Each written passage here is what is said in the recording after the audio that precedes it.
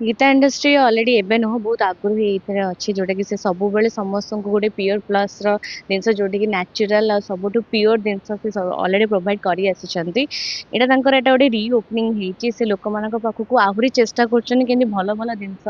भल भल लोकों पाखे जोटा कि आम पा पीऊ कारण आम पा सब आम मायने रखे कारण आम देहपाई तो से प्योर प्लस आम तो घरे आक्वागार्ड पानी पीछे बट बाहर आमको सब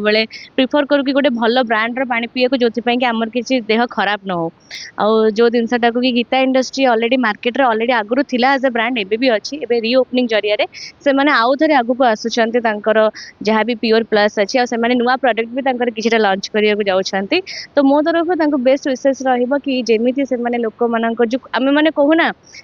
पानी देले पुण्य हुए तो सही हिसाब से माने पानी रे बिजनेस से लोक मानक पाखरे नहीं पहुंचौचंती लोक मानक